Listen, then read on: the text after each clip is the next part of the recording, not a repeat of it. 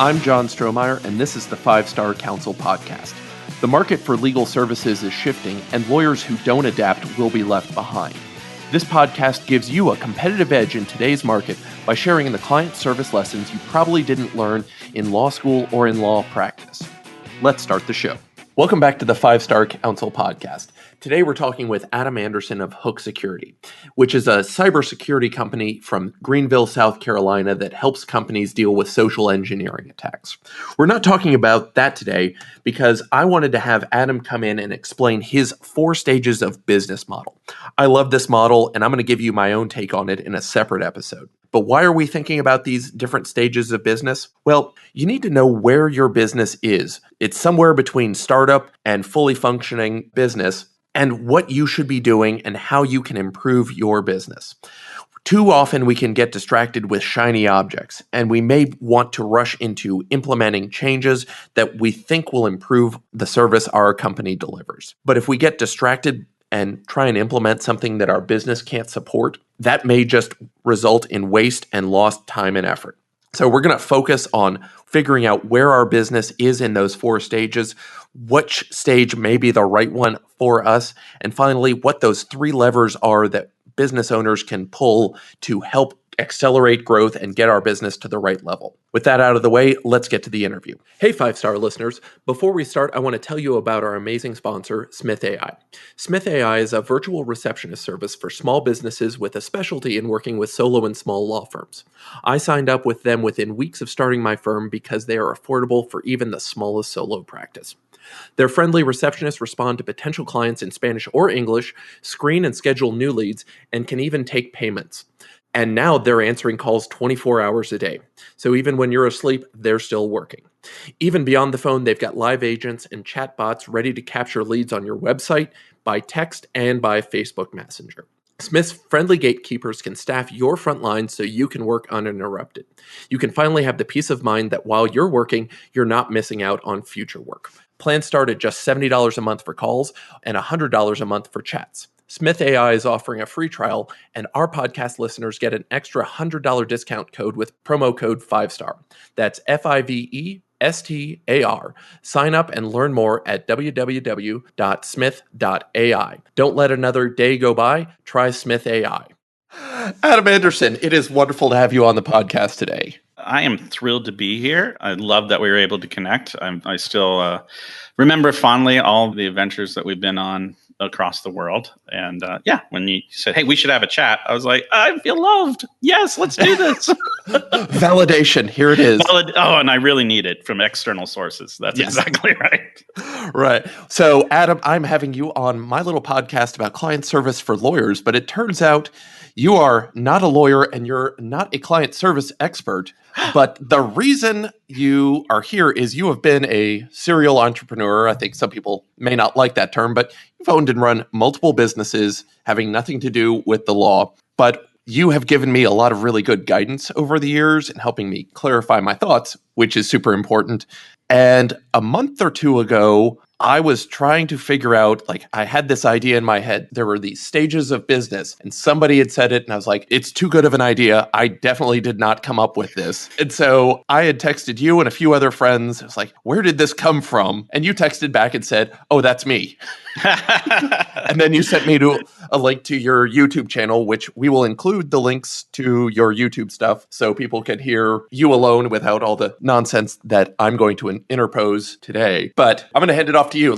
Adam, explain your concept of the 4 stages of business. Sure. So I was very curious on why some businesses just never grow. And I started researching it. I worked with a bunch of coaches. I read a bunch of stuff. And it seems like that people just keep getting stuck at different, what seem to be stages. And so what we did is we figured out that really there's 4 different phases of business, and you need different skill sets and different mentality to go from one to the other, to the other, to the other. And I coined these as business is happening to me, by me, through me, and for me. To me is, something that's happened externally. I have to start a business. Then business is happening by me as I'm Superman, I'm superhero, I'm doing a super amount of work and it's all by me. Through me is now I've built amazing teams, processes, and systems, and the company runs itself. And then finally, for me is the business or organization is running without me even being involved, but still is accomplishing the things that I am most interested in having the business accomplish. And all that sounds great, but it also sounds, I think the legal term is hippy dippy, I think is what I found. It's a bit hippy dippy. So there's an amazing consultant out of Colorado, business consultant that I absolutely love. His name is Eric Cartman, and he puts it into startup, cash in, sell out, bro down. And those are actually very, very accurate because you do have to go through this pain with a startup. You do have to take your winnings, cash it back into the business. Eventually you sell out, meaning that you're not the most important person in the world anymore. You've gotten out of the picture. You've taken some money off the table. You've sold out a bit and you actually decide to grow. And then finally, bro down is when the systems, processes, and people that you have really worked hard to create are running without you. And you get to go do day drinking at 11 a.m. That's basically the concept. And then I'll tell the 3 levers that you have to pull. There's 3 things that change in every single phase. It's how do you leverage people, processes, and systems. There's different ways of using all 3 of them. And the reason people fail to switch from startup to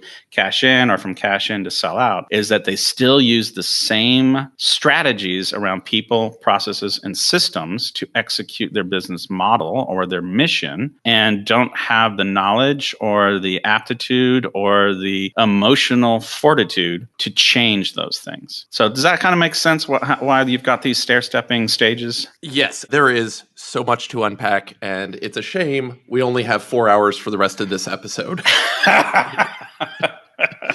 So, one of the things I definitely want to come back to is these 3 levers, but I want to spend a few minutes on the different levels because you've hit on things that part of what I've said is, and what I learned from somebody else is that what got you here won't get you there. Right. And so when you're jumping in that startup level, what gets you out of startup level won't get you to bro down level. Without a doubt, that's correct. And I'll tell you right now, I'm stuck transitioning, out of the for me to the through me. The last month or so has been more time spent training my people how to do the things that I know how to do, but I need them to do for me. And if they can do it at 85% of what I can do, at least I'm getting it that much better. And, I'm not starting from a 0. There are certain things, certain levers, lever's probably not the right word right here, but there are certain aspects of tasks I'm unwilling to give up on for control reasons, for licensure, protection reasons, but realizing if I can get it 80% complete from them, that's 80% that I'm not doing. All I have to do is double check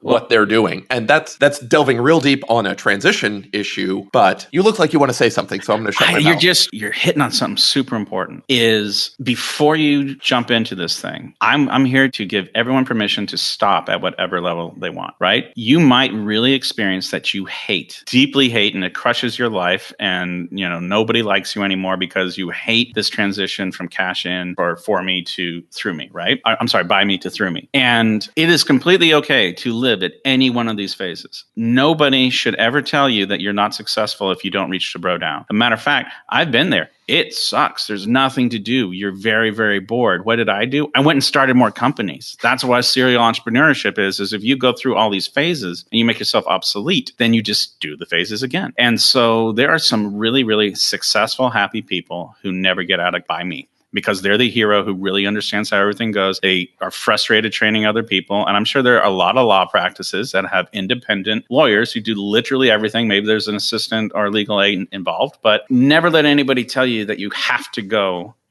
through these phases, through these different levels, right? Right. Or I would put the refinement on it. You don't have to progress through these phases. You're going to at least hit phase 1 or phase 2, whether you want to or not. Yeah. And I mean, the thing that I'm seeing now is getting out of what you're calling the by me phase is I can't grind any harder. Like I'm out of time. I can't do it all myself.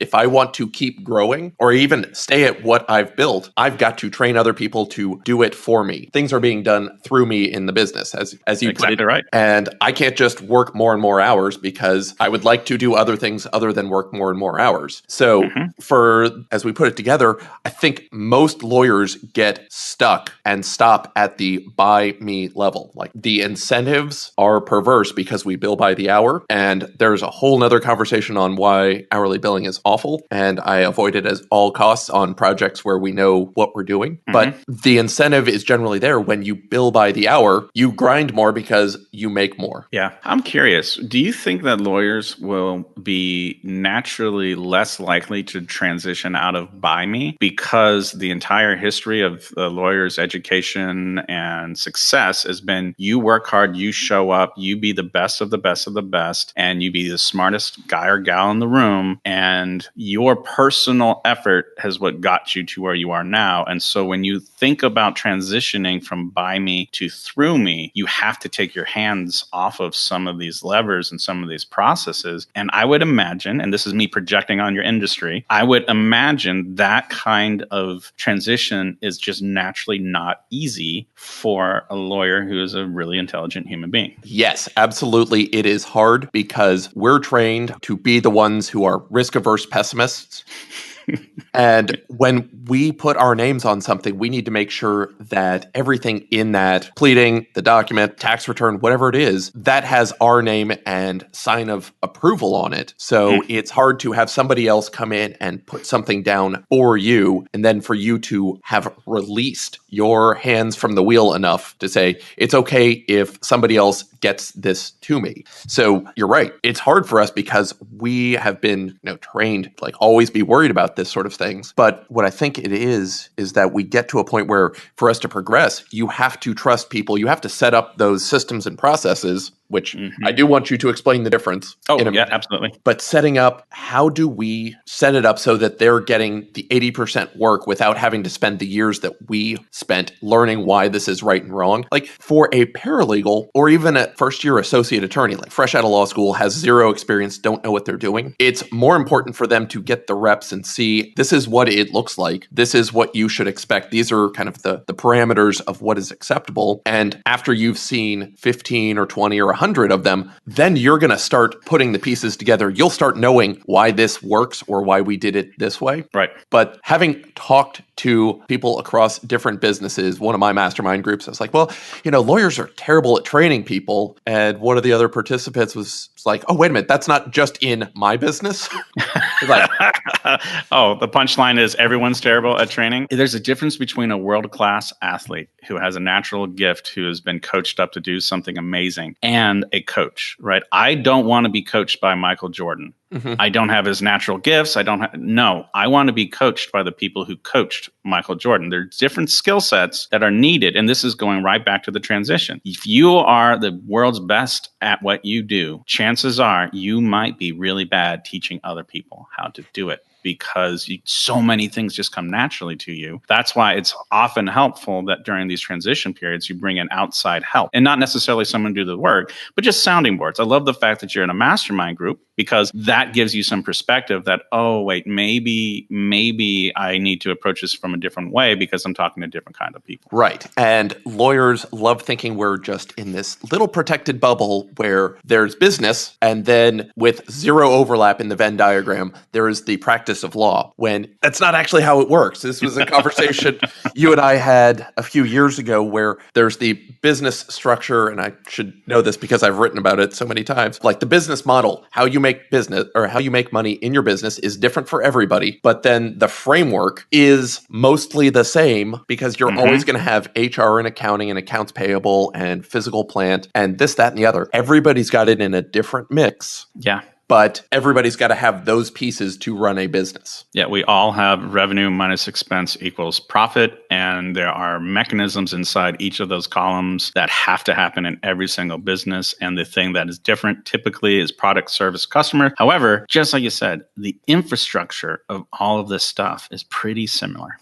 So where do we want to go next? You talked about the 3 levers, and I know that there are different ways of pulling these levers as we go from level to level. So I will just kind of toss up the softball. How do those levers work, and what are we looking at as we transition? I'm going to tell a story about how this all works together. So people, systems, and processes. These are the different levers. And I want you to imagine that we are a logging company. And we have vice presidents, managers, and we have employees. And the employees are the actual loggers. And so what they do is they do the process of logging, where they go out there with axes, and that's one process of how do I swing the axe. Another process is how do I drag the tree, another process. So it's all the tactics that you're doing are your processes. And every business has a long list of tactics. This is how I do what I do. The system is what the manager is looking at. The manager is thinking to himself, okay, I need to know what step 1 through step 12. I need to know how this process is going to affect this process. They have overwatch on the system. So being really, really good at dragging logs to the forest means nothing if the process around cutting the trees down is broken. And so the managers look at the complete ecosystem of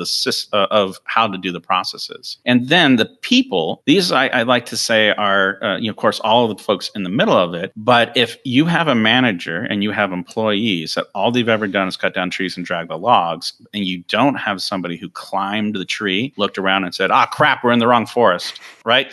Yeah. So you think about the fact that you need someone to climb the tree and look at the overarching activity of the business or the organization to determine, we need to change the systems and change the processes. Because inside of the system, people might get frustrated. There might be friction, but often it's hard to change a system from within a system. And so you need to refresh people. And I say refresh people in 2 ways. I have very, very little success training existing employees to make these transitions. However, I have a 100% track record of trying, and it is incredibly difficult. It is incredibly difficult to take somebody who is really good at swinging an axe and saying, good news, we got chainsaws. Let me teach you how to use a chainsaw. We lost a lot of really, really good nurses in the medical industry when we went to electronic medical records because they didn't want to move away from their charts. As you change systems, the people who execute the processes often aren't fits, and vice versa. Sometimes when you discover new processes, the system doesn't support the new process and you have to remove all of that. So when you're thinking about people, systems, and processes, think about processes as the tasks for accomplishing your mission. Think about systems as organizing every single task so that they happen at the right time with the right amount of resources. And then think about the people as the folks who are executing all this stuff, but understand the bigger vision of the direction that the organization is going. And as that changes from stage to stage to stage, if you don't bring people along with you, what will happen is you'll waste a lot of money. And I like to waste about $300,000 a year was my track record trying to change and make these jumps because I would do great plans, but I wouldn't get people involved, right? So I hope that, does that help? Is that good? It does. And because initially when you started talking about people, I was thinking of it as just we're going to include in people only the executive or C levels, but we really need all of our people on board. Everybody's got to understand. So even if our logger doesn't know how the digital log splitter that turns it into 2x4s and kindling and everything else once it gets inside the sawmill, he doesn't need to know that, but he does need to understand how he fits in, at least in a general way, so that when we tell him, hey, we need you to do it this way, it's not just this random thing of hold your axe this way. It's hold your axe this way because you're making a cut that ends up saving us more down the line. Absolutely. I love where you're heading with this. So if you haven't heard of him, Dan Pink has a great TED Talk about what motivates employees. And he touches on 3 things: autonomy, mastery, and purpose. And so when the people in your company feel like they have mastery in what they do and that you trust them to do their job with autonomy and they're plugged into what the purpose of the organization is, you have an amazing rock star of your team. But as you move from phase to phase, purpose can change. Mastery can erode because there's new tasks that need to be done. And if you try to make these leaps, but you don't give yourself the grace and the patience to allow your people to develop autonomy, mastery, and purpose inside of the new direction in the new phase, you're setting yourself up to fail. Right. And the mastery part, as lawyers, we are trained to be perfectionists. Make the perfect the enemy of the good. And that works in a very small portion of the business. If we explode back out the business to not just look at delivery of legal services, well, we're going to include HR and accounting and sales and marketing. That's not a place where it has to be perfect all the time. Getting from 0 to 1 is going to be enough. We can come back and refine later. And that's a place where we don't want to do that. We'd much rather at least start doing a thing, figure out we're either doing something good and keep going, or this is going to take more time that we're not willing to invest in. We're going to shut it down and come back. Whatever it is, don't just keep plowing through it over in your head. Take some physical steps on it so that you're doing something on that. And yeah, your mastery goes down. Yep. But that's okay. This is how you learn. And, we've got to have people who are willing to adapt and know that the job they had last week is not going to be the job they have next week. It will still be the same chair, but we want them growing because everybody else is growing. Yeah, I love a culture where people are excited to be journeymen again. If you look at apprentice, journeyman, mastery, master of crafts, some of the funnest time is when you're the journeyman, where you are in the middle of discovering something new and you're seeing how these pieces fit together again. And so if you're building a team of human beings to help you along, the best thing they can have, other than the basic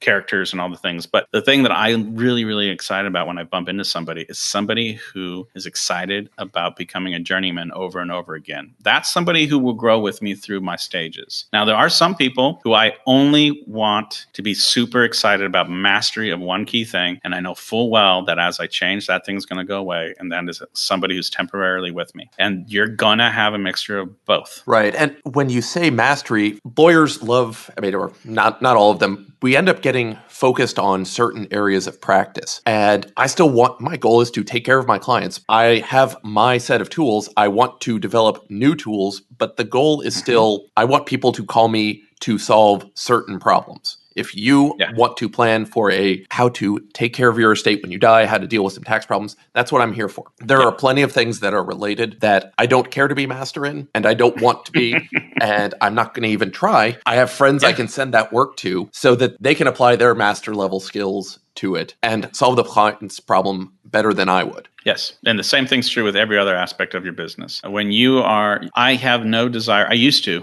So I was cybersecurity was my background and a similar thing. Perfect is really what we're required because one breach and where a lot of bad things happen. And I had a hard time putting my cybersecurity implementer hat down and putting a business owner's hat on because it's very black and white, safe, not safe, mastery, not mastery. But in business, it's very gray hat, very much where I have to understand how everything fits together. But there is so many people in the world who are better at it than I am that there's no way I can do what I want to do at the pace I want to go and try to be mastery at every single point of it all. So I resonate with what you just said. In your technical, in your product, you have to be making the perfect the enemy of the good. Yep. Same like lawyers, but everywhere else, just get going. And get going. Yeah. And I think that's something that you were talking about in your levers of part of the way I'm thinking about it is you start from a kind of digital on or off in whether or not you're doing things. And you end up progressing to, well, we're doing this versus not doing this to fine tuning things so that you can make it better for your business. It's not just, we need to send out 2.3 PPC ads every day because that's what the firm down the hall does. It's we send out 3 pay-per-click ads per day because we found when we send out 4, we're wasting money and we're getting slotted in the wrong time, blah, blah, blah. Finish that off. Well, I love your example because what you're talking about is experimentation and learning from experimentation. And what most of us want is a playbook. Give me the playbook to go from businesses happening by me to businesses happening through me. Just give me the playbook and let me follow it. And the punchline is, sure, we're all doing revenue minus expense equals profit, but how we do it is unique. And there is no playbook. You have different human beings, different customers, different everything. And so you have to go through an experimental cycle between each one of these phases or every time you roll out a new process or system to learn. And you can de-risk some of it with, listening to wise counsel, reading the right books, doing all that stuff. But at the end of the day, you have to act and you have to learn. Right. I mean, the playbook idea, having been told by who knows how many people, just have a training manual for everything that goes on in your business, have an onboarding manual, even if it's as simple as have a dress code for your office. Yes, I do. I want that. It took more time than I wanted. What people, I think, really benefit from is here are 3 or 4 examples. Like, we don't know which one it is for you. You'll need to adapt to it. What is it? If you go to the BVI, they're a former British colony, or they still are, and it's perfectly acceptable to wear shorts as business attire because it's hot down there. And so most of the standard work dress codes that you might pull up won't address that. But that's fine. You go out, like, leverage somebody else's work. The internet's out there. Go grab those things and then tweak for you. Oh, dude, I love to think of it like jazz music, right? We have a melody that we all are playing on, but each and every one of us puts our own riff on it to create something amazing and beautiful and enjoying. And probably your wife won't like the music. That's what happens with me personally. But anyway, I digress. But that's the idea, is that the chaos is actually music. The difference is actually music. But you have to have melodies and beats that are dependable for you to follow and riff off of in order to create something that is consumable at the end. If you just try to go do everything, you're going to have a giant cloud of horrible sounds. Right. I was going to drop colorful metaphors there, but I didn't know if this was a PG-13 rated. But we're going to play it safe. Thank you. But yeah, that's what I mean. This is amazing opportunity to play jazz and to collaborate and to work off of what other people have already done, but then put your own slant on it. Right. And it's easy to get sucked into the grind out more work when things start to take hold, your business starts taking off. You're getting it's almost like an undertow. You're getting just sucked out to sea in all of this new work. And at the same time, you're trying to wrangle a team, do all of this other stuff. And if you're so focused on, I have to do all of this start to finish. Yeah. It's going to be as destructive as if you hadn't figured things out earlier on. So can I test out a metaphor or analogy that just popped into my head since we're talking, and then you tell me, gosh, Adam, that was brilliant, regardless of what you think. I'll practice.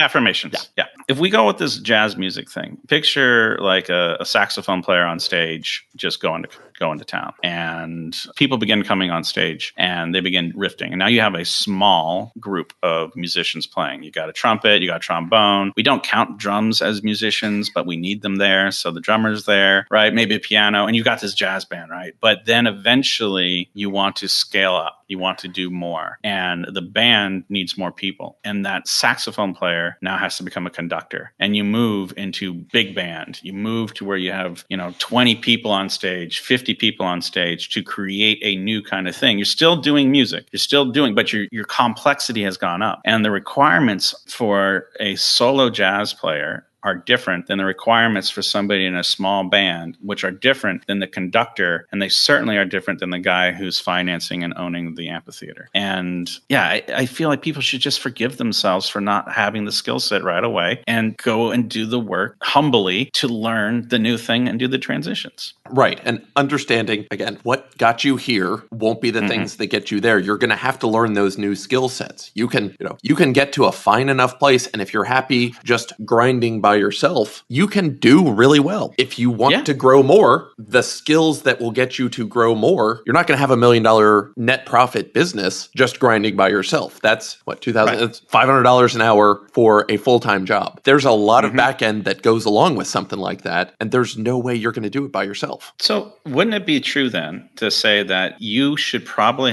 do a lot of really good vision work about picking your shot so that you'll know where you're trying to get in these different stages? Yes. That's brilliant, Adam. How do we do that? Oh, dang. Well, I'm glad you asked. There's a lot of different ways of doing this, and I can give you guys a process that my wife and I use when we work with entrepreneurial couples, because one of the things we found is that if you, as the business owner, has one vision and your spouse has another, normally there's some problems. I'm just throwing that out there. But yeah, so let me give you a couple tools. Here's the high level. Pretend you're sitting down and having a beverage with you 20 years from now, and ask that person questions, and you will be surprised about what they get. And I say break it into 3 things. Break it into personal, family, and business. Hey, everything, Adam, in the future went great. Man, you look like you're in amazing shape. You must have started taking CrossFit and diet seriously. Well done, me of the future. Tell me about it, right? And so you just listen and you have a conversation with yourself, and you often will get surprised. One of the things that surprised me is it turns out I don't want to own a company or run a company with 500 500 employees. I like a 20-person shop. I like knowing the names of everybody and knowing if they have kids, if they don't have kids. I like that kind of setting. But I was setting myself up on a trajectory to grow a giant company. Now I don't. Now I set up infrastructures for giant companies, put a CEO in place, and fire myself immediately because I don't want that, right? But I couldn't figure that out. So I try to skip the buy me stage as much as I possibly can. I start up and then I jump into businesses going through me, and then I jump over to businesses happening for me because I figured out some stuff about me by doing some visioning work. And there's so many ways of doing it. Just Google whatever you want and go through a process. But self-reflection, I think, is super important before you decide what kind of business you want. Right, because if you don't know where you're going, you will get somewhere. It may not be where you want to go. Exactly. I'm working real hard. I don't know how I ended up in this canyon.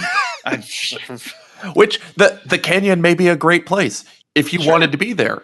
Yeah. If you want to be in canyons, go right, head right to the bottom of the canyon. It's great down there. But you probably want to plan to get there first before you rocket off and, you're flying blind, driving with your goggles on or whatever it is. Well, Adam, we are running low on time. I think we're at a good place to start landing the plane, but is there anything else that I haven't asked you about that I really should have asked you about? I really feel like the hardest part of transitioning these stages is mental resiliency, because in the middle of it, everything is going to go wrong. There is no game plan. And if you are a highly successful person used to being successful, the setbacks are going to be traumatic. When it doesn't work, and it won't, you are going to be encouraged not to do it. So I would say that self-work, building mental resilience and having a clear vision of why you're doing this is absolutely critical before you start on any kind of transformational process for your organization, your business, your practice. And it's not even just in a business. Just thinking all the way back, well, I wanted to go to law school. What's the end goal? It's not, well, for a lot of people, it's, I don't want to go get a real job. I can hide out in school for 3 more years. But knowing you're going to be bad at things for a while in some of these areas, like you didn't get to be good at any particular practice of law, whatever you call cybersecurity, defense, special forces. You had to be really bad at it for a while, beat your head against the wall. Absolutely. And making sure you're telling not only yourself that and prepping yourself for getting punched in the nose, but letting your team know the things that we're doing aren't intuitive always. And some of it may seem really simple. I can think back to one of my first weeks as a paid attorney, and I was asked to write a simple fax message to one of our trustees.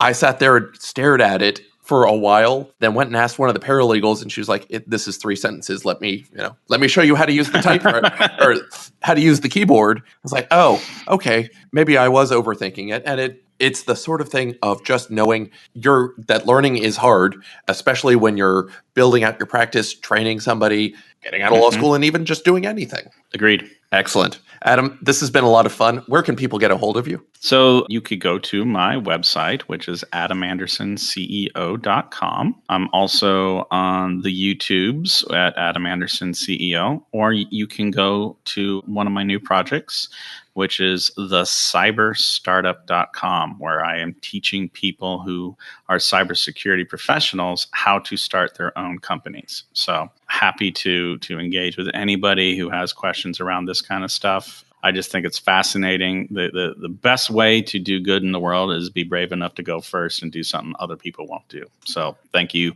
all of you out there doing just that. Thanks so much, Adam. Thanks so much for listening.